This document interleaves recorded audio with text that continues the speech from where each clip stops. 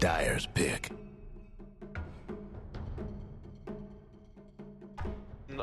The biggest thing is like if Void chronos someone else and the Tidehunter blinks behind the chrono and just gets a full ravage, you're gonna hit 5 people with that. Yeah. It just completely ruins the chrono and stuff like that.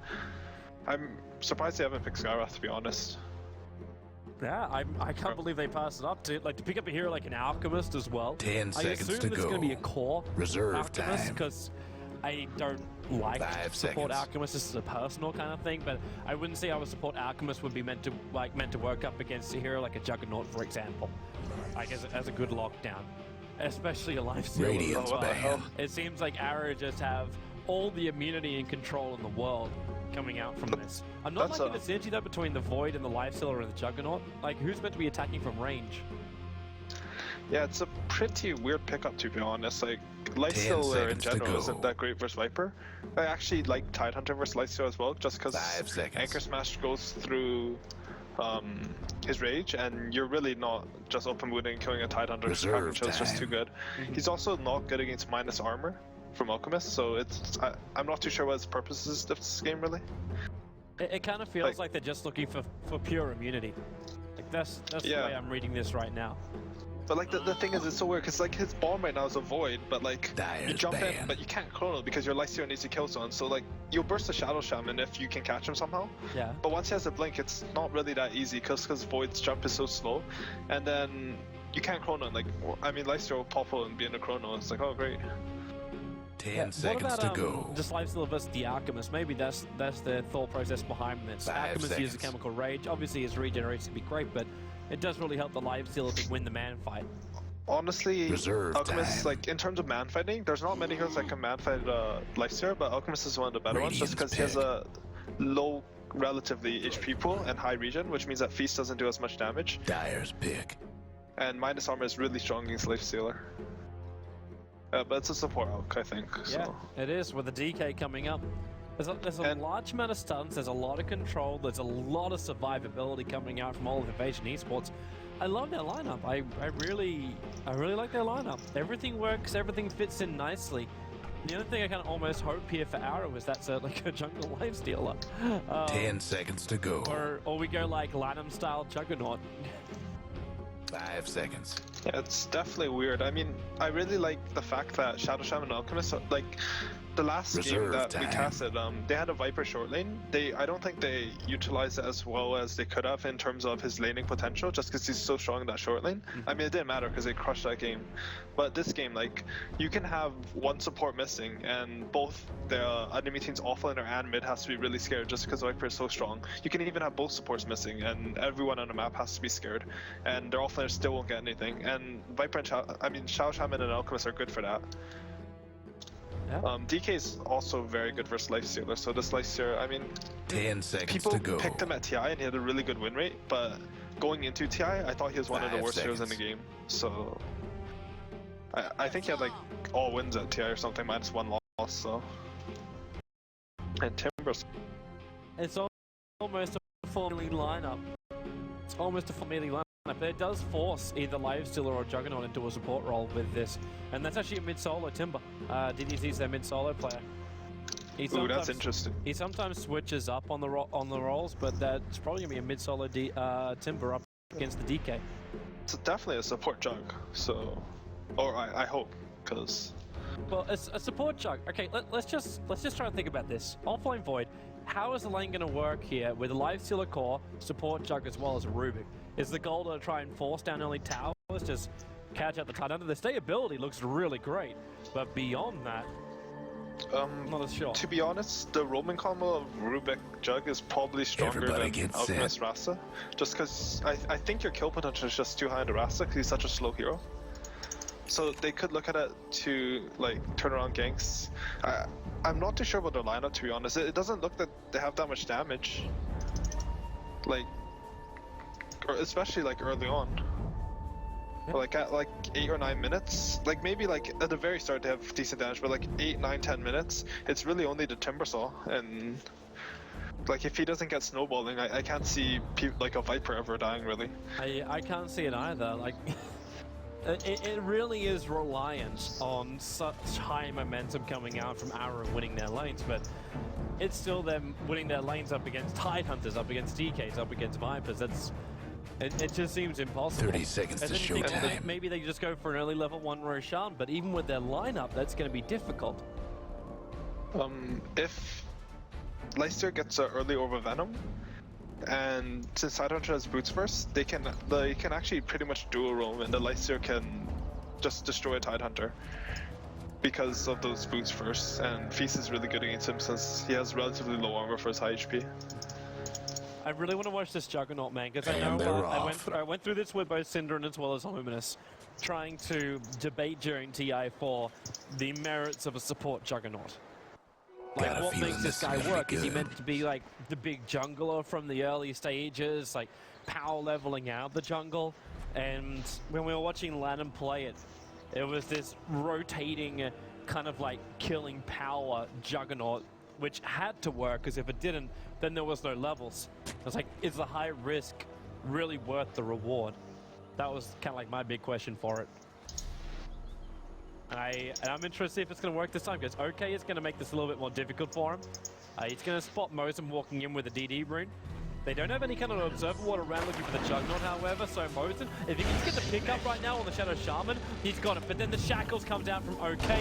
They've got a long way movement, and there it is. They drag one back, but coordination really isn't there, especially when Alchemist comes in with a concoction, and Mosin's going to die right now. He's down to 6 life points, 2 life points, 1 final hit from the Alchemist will do the job. And Arrow trying to force the issue on the bottom lane and getting punished heavily for it. Yeah, that was just it's sort of a miscommunication, because the Jug went straight for that Rasta, but the Rubik started to like, oh look, there's a Viper, and he sort of wanted to turn a bit on him. It wouldn't have been that bad to go on the Viper there, to be honest, but I think it was just risky with no, like with Alchemist coming in from the side, because it's not like the enemy's tri lane is really, well, it's not strong, but it's not like your tri lane's amazing either. You have a Void as your carrying it. Yeah, I don't think he's even meant to be that kind of carry. He's meant to be that, oh, I'm just here to soak up the experience. If you can give me some extra space by rotating some supports in and giving us first blood here, then that's great as well. How's that middle lane going to look? Because really, a lot of Arrow is always, like, pressure is always put on DDZ. He plays a great Tinker and Invoker, but I don't see him having the same carry potential up against a DK in the mid. At least getting on top of the DK, like a 7-0 up against a 10-2 right now as far as CS goes. DK actually doesn't lose that lane that hard, especially if he gets a regen rune like this. He goes pretty even, and like if you have an empty 1v1, you can crush with Timbersaw, but you're really low a lot of the time. And he can't do this when you have a Viper short lane, because look at these supports, they just rotate, and the Void still sort of has to, like, he can't report that the supports are missing yet that well. Yeah. It's sort of unfortunate though, he doesn't have stun, so... There's at least one level. Okay, yeah, you're right. I can tell. Actually, if he flame dust, he's gonna get stunned. Oh, he's lost it. Oh, There's a fuck, concoction. yeah, The acid spray came in, but OK is not in range for this. Yeah, so what happened there was Alchemist walked into EXP like 0.5 seconds too early, and he didn't get level 4. If he got level 4 there, it was a free kill, and that would have been huge. Because once Dragonite gets a lead in that lane, if he hits level 6 first, he's actually going to pressure that tower very, very hard. Timbersaw can't stand against him at level 6. If he doesn't have his own chakram, of course. Well, he'll actually have that pretty soon, because the Foul Gang, there's no big difference between it, and that means the Timbersaw will be hitting his level 6 shortly. How's Mosin looking in the meantime? Because I want to watch these supports, especially the Juggernaut. Like, we've seen, okay, we have a level 2 Juggernaut at the moment. Not the greatest in the world. I can't think of the Juggernaut. Maybe you can correct me if I'm wrong on this one. I look at the Juggernaut like SK. He needs level 3 before he can jungle. Do they actually jungle to support Juggernaut? I haven't I've never seen Arrow do a support Juggernaut before. Okay. The only thing that I'm referring to is the way the DK played the Juggernaut at TI4. That's I actually haven't even gone over my TI replays. I'm actually such a bad player. So horrendous, Howie. So horrendous. I was on vacation. What can I say? Through this vacation kind of crap. I don't even know why everyone's having vacations after TI4. It's just... I feel so tired after TI4. What did you do the entire time? It was one of the most relaxing schedules you can have for a LAN.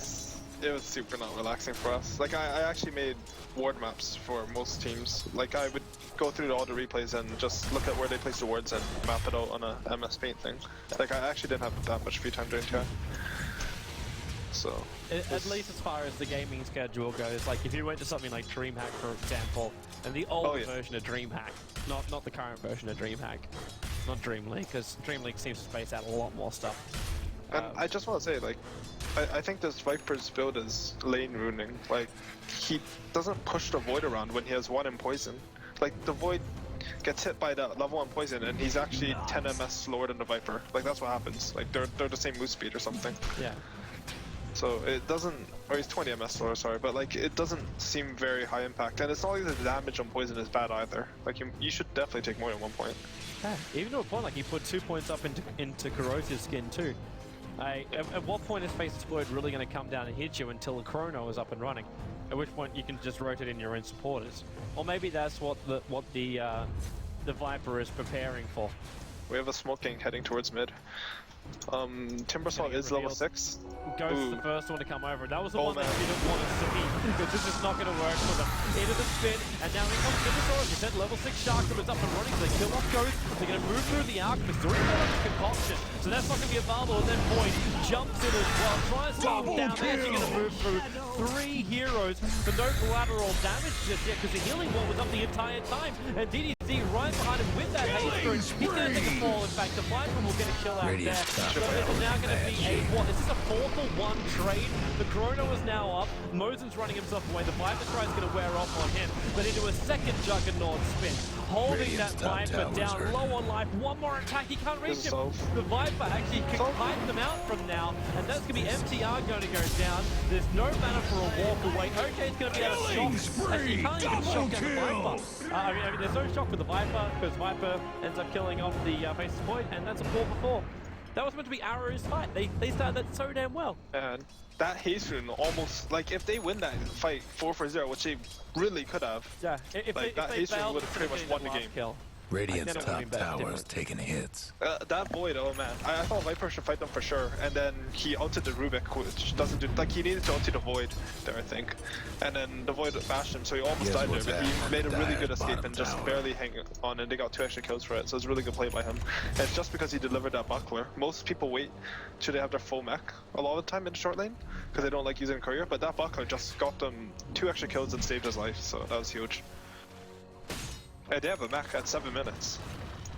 Should be very, very happy with this. They maybe not be too happy about the fact that 343 had just been sitting up here on the top lane as the live stealer with a hand of minus of 48 for 18 as far as his CS goes.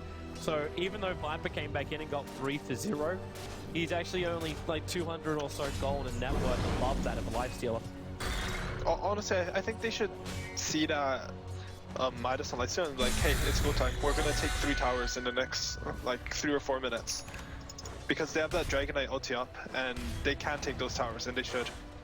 They're missing an opportunity where the enemy had no chrono here too. I don't like this play that much. Well, DK's looking for something. Never made the most out of it. So there it goes. Invis room gets broken and Faceless Void. Yeah, you're right. The Chrono's off cooldown already. So they can't go on him anymore. And Lightsteel just keeps farming. He's just so quick at this as well. Now in middle lane, looks like they've already thrown back the GK. That's okay, that Shark is slowing down a lot of the TK, but the mech charge comes in the perfect time, and they just kill off the Juggernaut. But now they're still bringing 2 cores into this middle lane.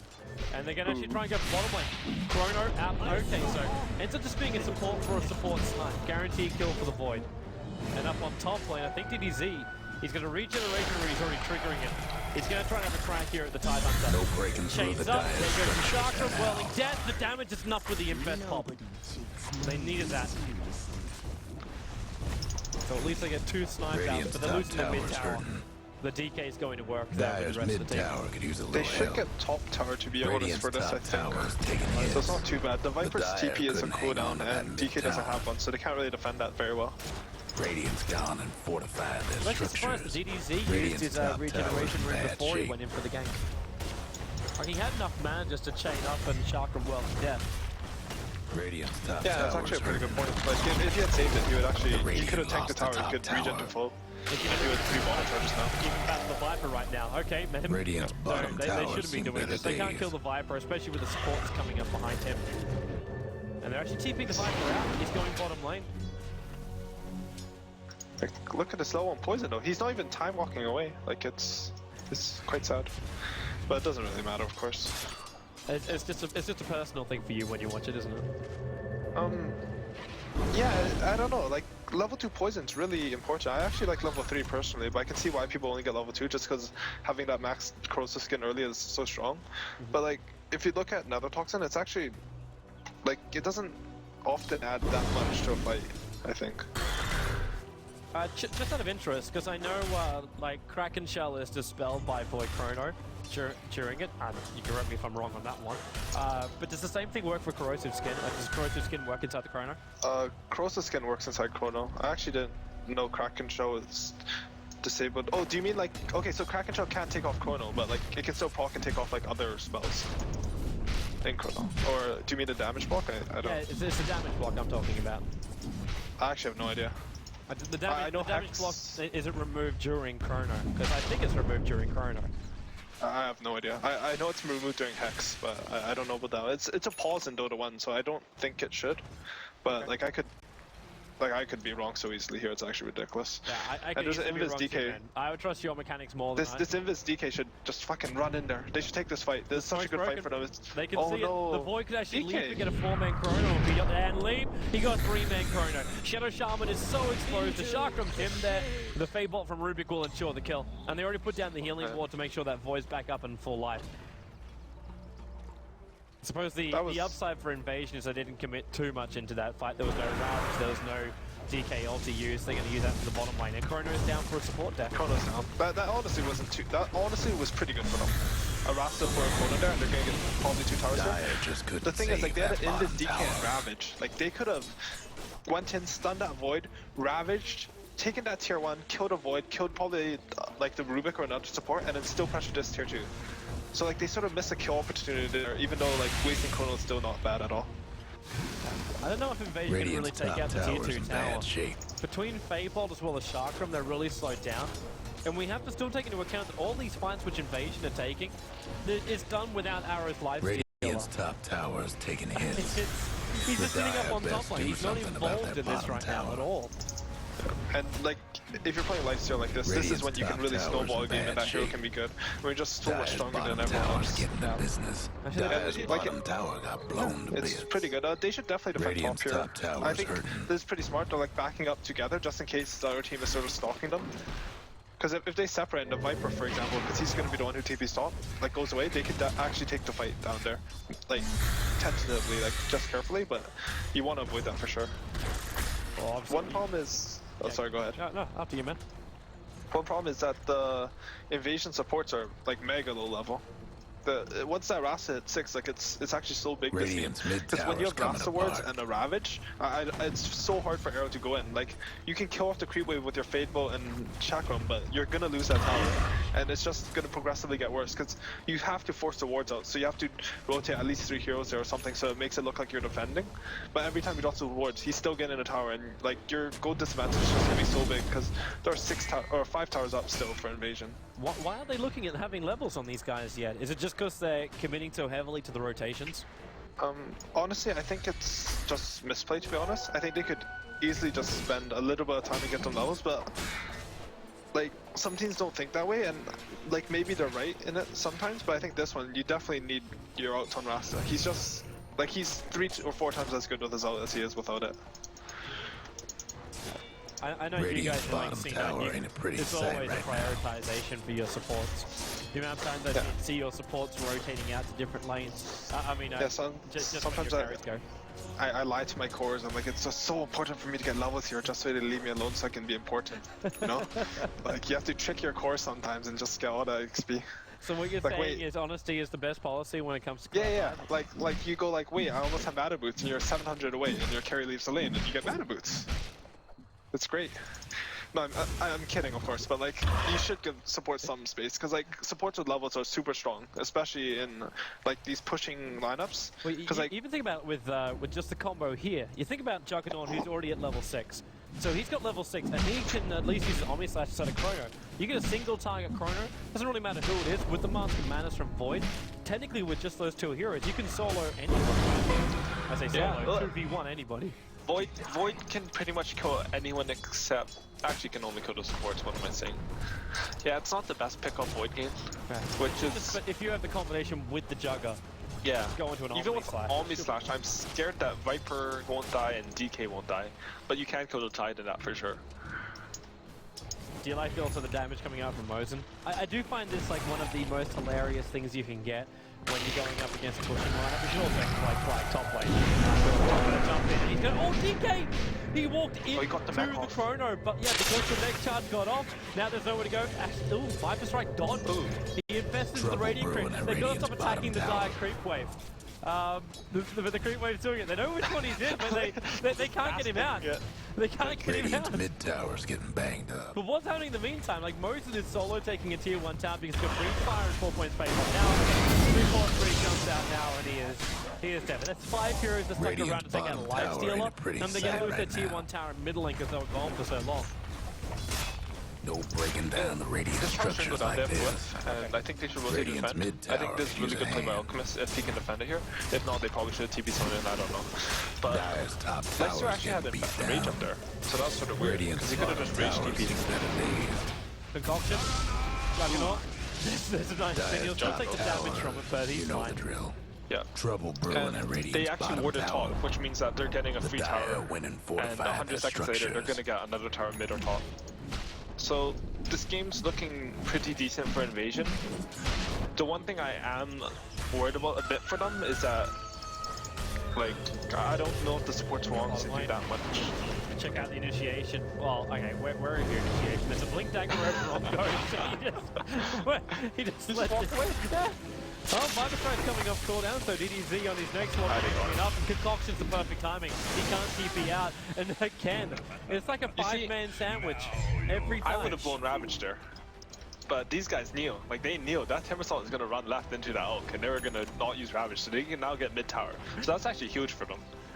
That's a big assumption to know, to think Invasion. Okay, they didn't know, but like, it ended up being really good. Oh yeah, 100%. Like, this is so much better for them. The Timbersaur's down, they have a blinking Ravage available. Yeah, 100%. Everything worked out a lot better for Invasion than blowing the Ravage in the bottom lane and just taking a straight kill on him. They might want to look at going base here. It honestly wouldn't be bad. I think it's going very hard to use. Yeah. I think they don't have enough spam on Arrow. They have the Chakram and the Fable, which is good, but it's just not enough. That's actually a pretty big one. Yeah, he's about to lose it though, but it's pretty easy to grab. Like, the very amount of times the DK is using Dragon Tail is very minimal. I'm actually... This back isn't that bad just because Rasa wards are up in 5 seconds. Towers seem better days. I'll be really surprised if they don't force this. Let's observe what's watching the Void. They may even just try and force him. Yep, that's the blink on the DK. And the Ravage! Okay. Committal to one hero on this time. Dire's mid-tower. They have a blink on DK, I love them. That's so cool. That's such a good item this game. The funny thing is that this is classic SCA. Like, you could even go back like 2-3 years in the SCA scene, and like the core item would be the Shadow Blade or Blink Dagger. This is mega risky, no? This is super risky to take the Roshan, I think. They don't have Ravage. They don't have DKO. Well, he's gonna try. Yeah, he's gonna slow him down with the Chakra. They still have the Mag Charge, which will be triggered now by the Viper. And DDC's on purpose to hunt, and he gets mana, and the Rage is out. He's gonna go in already, maybe with the Omni Slash that can kill off Oki. Yep, no, okay, but then Alchemist is on. Roshan taken, killed off with Viper next to the Aegis and the Immortal. We got Viper's coming in while DDC goes up towards the high ground. So the Aegis and the Immortal. Well, Viper's gonna try and stand his ground here. DDC waits it out. The healing wall's on the high ground too, so they can't even kill off that. And then Chrono, well, hello, faces Void. He got the DK, he got the Shadow Charm, he's going to get stuck. The Axe Spray is down as well, but you see it's a good well. Yes, There's not enough damage to kill the Shadow Shaman. One more attack might be enough with the Acid Spray also down. There's the kick up. Moves try and make some extra space. Then you've got SCNC looking for his time. Can't get it off inside. So he'll drop down while DK blinks himself away to safety. Okay, I'm not quite sure really who you want to say came out on top of that one, considering we had buybacks from Marcus, we had buybacks from Shadow Shaman. So we had two different buybacks from either side. Roshan was taken by Invasion, but Arrow kind of came out on top at the end of it, as far as who's alive. In terms of overall in the game, I think, like in terms of that fight, I think Invasion came out a tiny little bit ahead. Radiant's mid tower ain't doing so Arrow good. came out ahead, but I think overall in the game that was good for Arrow. Just because if they had kept Rasta wards and all their spells up and just waited for Ravage and waited for DK out, I don't think the mid-Rax was defendable. I think they would have actually had to sack it and just rely on their really farmed Lifesteal and Void to get an item. But because that happened, I'm not too sure if it's a guaranteed Rax mid anymore. So like, it's good to get these, like, I think they might have won a little bit, but like, with what they had, they shouldn't have gotten a little victory. They should have gotten a like, really big thing. Disown that bottom tower. And, like they got now, like their map control just got so much worse because while they're in Roshan, all the lanes pushed out. If they could have just sandwiched them on their side of the map, they would have actually just started out farming them while constricting them and having this Rax potential. And then later on, like Roshan was free once Ravage was up. Yep. And Alchemist ulti. Like they actually did it without an Alchemist ulti to tank for them, and without Ravage. Like that was really, really risky. And I think they paid for it, honestly. They did. If you actually check out the experience that's been earned over time, the gold's going to be different, but it's only by 2.5k when you have a 2-tower advantage. So that's only tower advantage you're getting from that. But the experience is 7.5k the way of Arrow. This live stealer, by the way, I don't know if you've checked him recently, but he's got Hyperstone, he's got Basher, he's got Armor. And now he might... Then again, maybe he won't be. No, definitely dead. They brought in a lot more support. Courier? Courier, there's blink off cooldown in 1 second time on the DK. Does he go for it? He's got it. 1 hit, 2 hits, Somebody third hit to a blink, and he got it. And now, hey! They're gonna try and go on him. That Chrono's a little bit wafted right there. They can even go high ground now, because they've got Ravage up and running, and Chrono is down and Lifesteal is dead. Like this is just sad because I talk about how it's not guaranteed Rax and now they just blow Chrono and they're making it difficult for me. It is guaranteed Rax actually for Invasion. Like they can throw down. Pretty close. They got Master Mords. They're still going to throw out the Acid Spray spam. But with no Lifesteal or no Chrono, there's no reason why they should be able to take this. Like the fortification slowing him down. The biggest thing is that Alchemist used his ulti before this, so he can't just stand there and tank the tower as a support. This Agnes and Viper is actually huge because, like, when you defend a tower against Agnes Viper, you slowly just get widowed down so much, and during those 5 seconds you actually can't do anything at all. He can just keep spamming it. That healing was really good for them, of course. He's about to come in and defend it. He's going to go in through the he did not ask. The Viper out of position, but then the blink in a Ravage. His own Angus Smash goal, so it's really good to get that off quickly. While he needs to be locked in by the Shadow Shaman. It's a good whirl in death plus Timber Chain. Going into Resius, you can also for the high ground to then TP out after the light stealer takes a triple kill. It's still worth it. Juggernaut might kill the Shadow Shaman, but they took the mid-Rax. To be honest, in this setup, like I think that was fine for Arrow losing a Rax there. I think if the Viper got, I think it's fine to be honest. I don't think it matters that much. Like I think, like based on how the game was going, they should have expected to have 1 Rax down, and then they can still win from that position. Just because, like, if you look at the late game of Invasion, it's not something super scary. That's why, like, the Roshan fight, while it could have been okay for Invasion, like they needed to do something bigger earlier because their lineup doesn't dictate that they can fight later on. Like, if this game goes like 15 more minutes, they're gonna just start getting wrecked unless Viper gets really big and they get like a couple 4-stars or something like that. And Viper not ulting the Lifesteal when he was charging him there was really, really bad for them. Because even with Angus Smash reducing his damage, he did too much, and like look at him when he's ulti, he actually can't move anywhere. Like, they shouldn't have killed Viper that easily. And what happened was, like, he mech'd only himself. So that mech turned from a 1250 heal into a 250 heal. So that team fight went really bad when it should have gone fine for them, I think. Yeah, I'm kind of with you on it now. Especially when I also see like other big items being finished because of that engagement. A full Agate Interceptor is now completed on the Juggernaut. You've got 4 stars around, you've even got Timbersaw that's staring down. Radiant's mid towers gets banged What could up. be anything, could even just be a Lincoln Sphere at this point. With EDZ, okay, there's your boy jumping in Chrono. He got DK as well as Viper and got them separated before the mech charge goes off. Now we move back, so the mech charge does get off across multiple heroes. Which is a nice thing for them. Mosen's not a healthy chappy. He'll get concocted down. It's the Timbersaw last flip all the way in from DDZ. His harassment damage is nowhere near enough. This life steal's from Nanfight, but finally being stopped from attacking. The Juggernaut lucky to get himself a lot out of there, but DDZ, well, okay, Timber chain to TP, and there's no stun. Dragon Tail, he couldn't reach him to DK. Really well played. Yeah, that was actually a surprisingly good. That was really well played by Invasion. First of all, they got like the anchor smash off on the Lifesteal right when he raged, so he wasn't able to burst down the Rasta, and that just turned the entire fight around, I think, because they kept committing to try to kill that Rasta, the Timber, and the Lifesteal, and they couldn't kill him. So when your 2 biggest cores go for a support and don't kill him, the fight just goes really badly like that. Yep.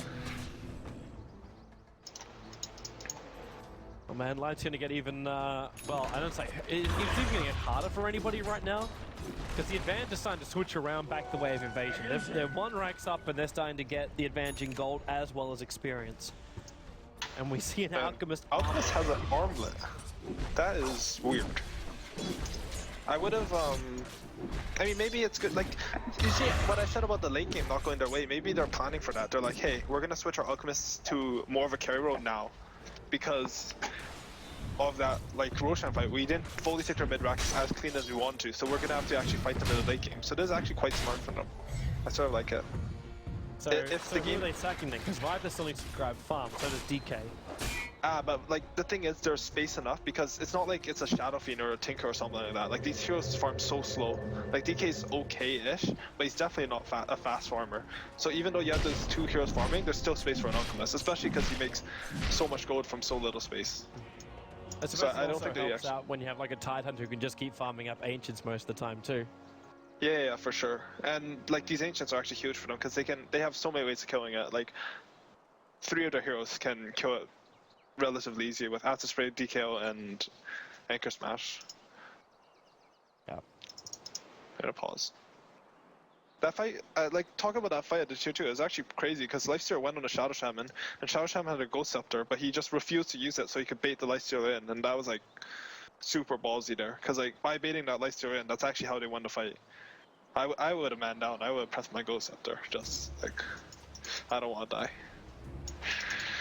Yeah. But we know that's the way you play, man. You always play to be that final man standing at the end. Like, that's the reason why you'll never ever get a Milk Award. I hope I don't get a Milk Award. Some games though, like, You do know still to this day, Milk is the only one who has ever been awarded the Milk Award. That's why it's the Milk Award, I guess. Yeah. Well, actually, no. The initial time it was created was like, yeah, wow, this is definitely a very unique game. So congratulations to Milk for achieving it. And I kept looking for like at least 4 months for someone else to achieve a Milk Award, and it never happened. And as time goes on, like, hope is lost. Yeah. It should be 3 pretty years, impossible for something like that to happen, to be honest. It's 3 years since the Milk Award. 3 years. And the thing is, like, he was Veno, I think, right? Yes, it was a 0 like, for 20 Veno as support isn't played that way anymore. He's not played with the no items because he's just so good with 1 item or something like that. So he does get some kills and stuff. Sorry, Pizza King. Oh dear.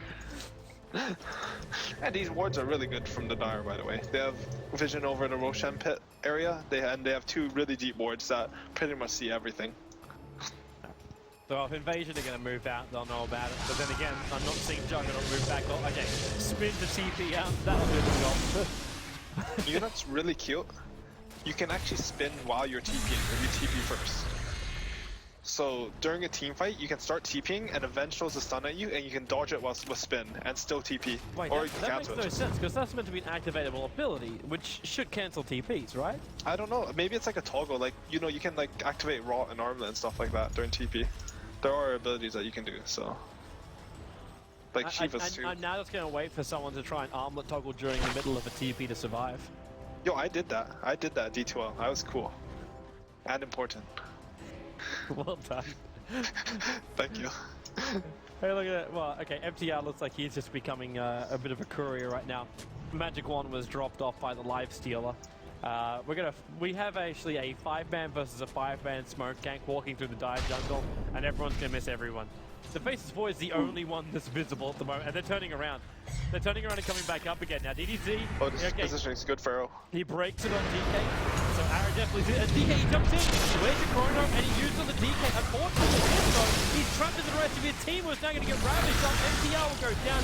There is your infest compound with your Timbertane Chakra, but the damage has already been done. 4 heroes lost, and the Life Stealer should also take a fall. The Cox is coming off cooldown, both the Strollers with the Gush, with the Anchor. What looked to be good from Arrow, revealing the DK coming high ground, turns into a disaster for them. And they're going to lose mid-range racks as well as that tier 2 tower on the top, because the creep wave's pushing in. I mean, I thought it was going to be good for Arrow, because just they were going into such a small concave on that ramp. Yep. But that Blink DK just opened the fight up completely, and they played it extremely well. The Titan to Ravage time was perfect. He waited until he could. With these big AoE spells, if you wait a few seconds, you just get a better and better spell because it interrupts a fight instead of initiating with it. Yeah. And It didn't like that Blink again. Like Chrono's always going to teammate. And it's like Yeah. Ghost actually waited till the end of the Chrono, so you actually had the extended lock time coming onto the jungle. I mean, like, the idea was sort of cool. Like, if the DK doesn't have Blink and you chrono him like that, you're gonna catch his team trying to follow up. But because he had Blink, he was just so far up. I guess the Void maybe wasn't used to playing against that, so he just chrono. Like, the chrono is really bad for them, basically. Yeah. But And that's I don't- always the problem with the Faceless Void, though. Like, you can make it or even break know it for your team. like, I don't think Rubik got any spells off. I don't know if Jug even got Omni Slash off. No, he never did. Like, Yeah. he died inside the Chrono, because he got Chrono, then he got Ravaged, and he was dead by the time he came up for rare. Yeah, that was really, really unfortunate for them because it looked like a place where they could maybe take a fight. To be honest, like in retrospect, I think I called it wrong, to be honest. I think Arrow can, like, when all the invasion spells are up, I guess they can only fight at base. Because, like, the item progression isn't there yet. Like, Void doesn't have his BKB, Rubik has a 4-staff only, like, you need that AC on Lifesteal before you can really be strong, so I think I called that wrong, to be honest. I thought it'd be like a 4-man chrono though. Yeah, well, if it was a 4-man Chrono, you'll be sitting there going, well, I called that right now. Yeah. Because it really does make a big difference. But it does kind of also come back to the point of, even if you do get a 4-man Chrono right now, where is your damage meant to be coming from? Because you're still only going to pick up one hero during the Chrono time. Like, correct me if I'm wrong about this, because you're running a 4 melee lineup with a Faceless Void Chrono. Yeah, the synergy really isn't there between the lineup. Like, ideally, if you could pick off the Rasta before he gets any spells off, it's actually really huge for the fight. But, man, Viper's a good hero.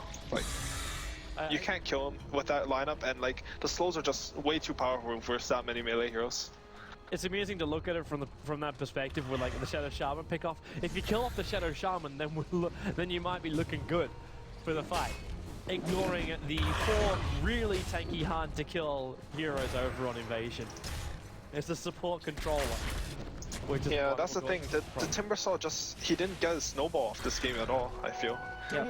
And then, like, he's going for some Hex. I like how he sold his mana boots there, that was really smart, by the way. But he's going for like mech into Hex, which is really not snowbally either. Like, he's 1400 HP, he doesn't have the largest mana pool, he doesn't have damage, he's not like Shiva slow, he's not tanky, like, it's really not what he needs this game, I think. He had no choice though. Like, he really had no choice in this game. They needed more control, which they can use without having to have a Chronosphere.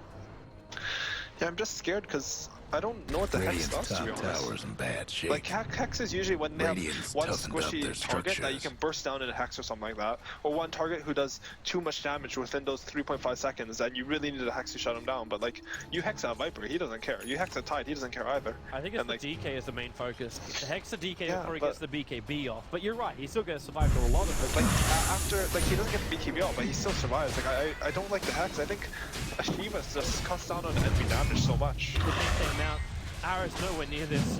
They won't reach mid-time either. Nah, they can't do it. And Lifesteal has been sitting inside for a very long time. He's just losing farm. And it's really not looking good for Arrow now. That Aegis is really big, and like that's how it should have been. An uncontested Roshan because they have all their spells up and stuff, so the other team can't do anything about it. Well, are they going to come high ground sometime shortly, or are they just waited out a little bit more? Because the downside for Arrow is that you talk about like missing farm on the lifesteal. Where's he meant to go? The side lanes are over the river. Like he'll have to go into his own jungle for that kind of farm, and the chance of getting caught out by blinking heroes is really high. Yeah, it's definitely hard, but I think like I know Envy would be at the enemy tier 2, just like hoping he can get a rage TP off, because at this point, like I think that's how desperate they should be. Like they need item progression, or they're going to lose this, because I didn't think that mid-racks meant as much, but like I was wrong there too, because it meant a lot. They got He got him. He found the Hex. He got the one he wanted with the DK down the last side, and then he's doing 2-4 stuff. They got him. But the time also dropping. Omnislash got off his time. The DDC locked in position. Most of them will at least return the Viper ulti into Viper, but they need more. And there's your Chrono. There's an infested life still in the middle of that one, so he'll pop out in a moment trying to crack in the Alchemist. They need to. Void gonna TP out, and now, well, okay, life still jumped out. Void cancels his TP to try and battle up against the Alchemist. He has to self-stun himself because he had 2 range targets around him, so 4 heroes lost, slowing down the Viper now, and Midi and Moses actually back into the engagement, pick him up, roll him down, and Moses wants to keep him back to base, though he's going to tick out too fast. But the tier 2 tower is going to drop now here in the middle lane. As you know, the Spectral regeneration. They actually can't bring down the tier 2 tower, but it's a good fight for Arrow nonetheless. That was actually such a sick fight. That was so well executed, and like if the Force Staff and the Ravager split seconds sooner, it all could go wrong, but they executed so fast, and they got the Omnislash there all together, and they got like the chain stun off, and they actually managed to burst the DK inside of Hex, which I'm pretty surprised about actually. It was just a Timbersaw Jug, right, that killed him? Yeah. Or was it Lysio too? Oh, the Lifestealer was definitely in the middle of that. He was he was there the entire time. Like that was a full team committal. Towers. Like,